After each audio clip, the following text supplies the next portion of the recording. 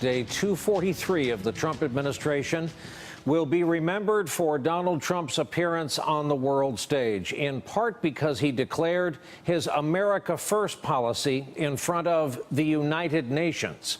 He went on to declare terrorists losers. He called Kim Jong-un Rocket Man again, and he threatened to destroy North Korea if the U.S. was forced to defend itself.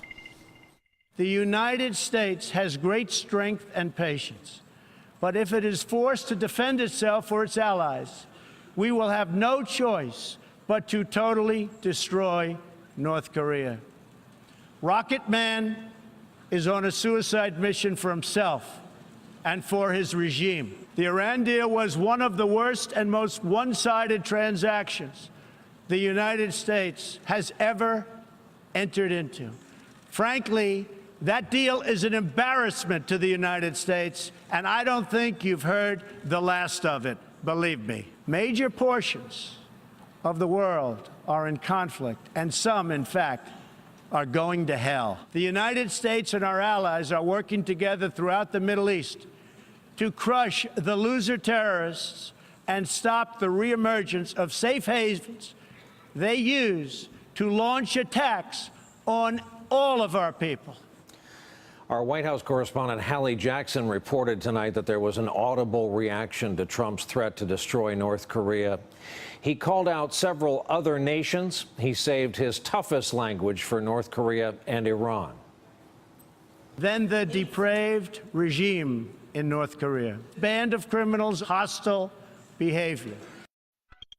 The Iranian government masks a corrupt dictatorship behind the false guise of a democracy, to an economically depleted rogue state whose chief exports are violence, bloodshed, and chaos, a murderous regime. It is time for the entire world to join us in demanding that Iran's government end its pursuit of death and destruction. In keeping with UN tradition among nations that are enemies, North Korea's delegation walked out of the hall before Trump started speaking, leaving empty chairs and a low-level official behind. Iran's foreign minister called the speech ignorant hate speech. Israel's Prime Minister Netanyahu said he had never heard a bolder or more courageous speech.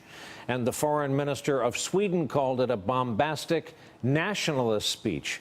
The president also mentioned the sacrifices America have made for the values of the United Nations Charter, and he said this about World War II.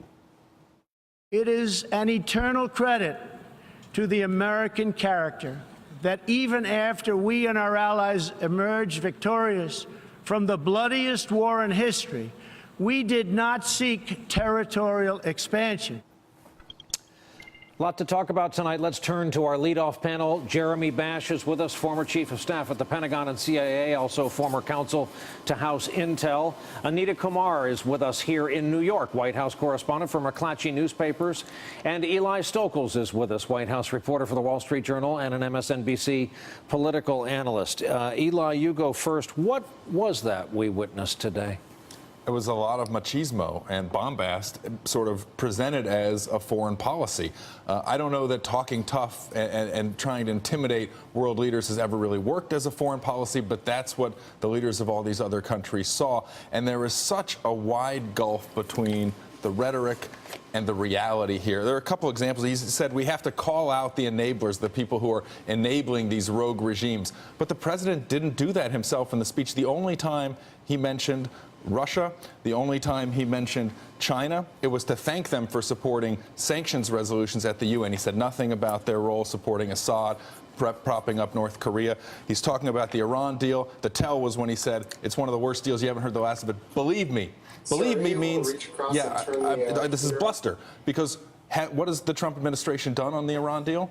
They've certified that Iran is complying with it every single month. Doesn't seem like they're going to tear the thing up. And you talk about self-interest of these sovereign nations as some impetus for international collaboration.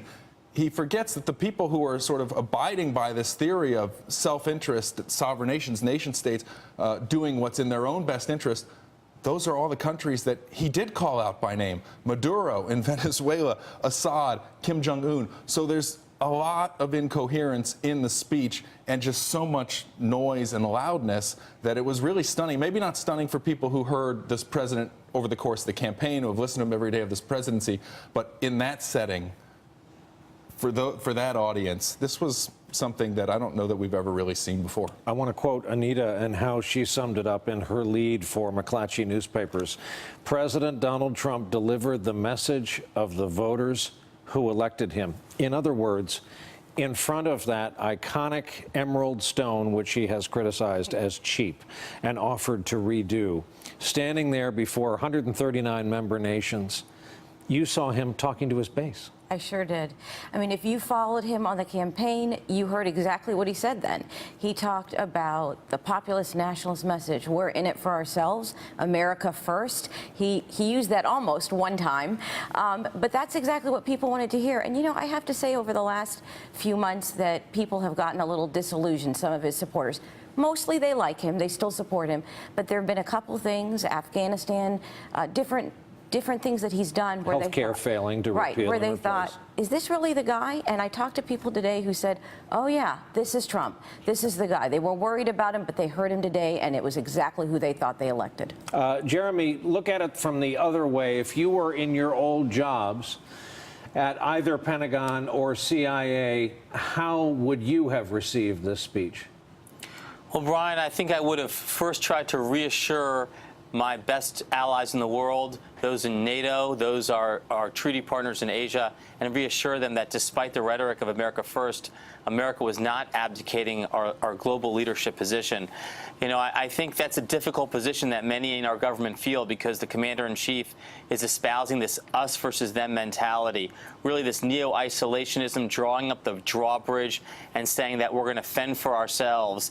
In a world in which 97% of the population of the world lives outside our borders, we have to trade with them, we have to work with them, we have to work in conjunction with them to solve the most critical problems of the world, and there he is at the United Nations saying we're going to go it alone. It's really not a recipe for solving any of the problems that the United Nations can potentially solve. Hey there, I'm Chris Hayes from MSNBC. Thanks for watching MSNBC on YouTube. If you want to keep up to date with the videos we're putting out, you can click subscribe just below me or click over on this list to see lots of other great videos.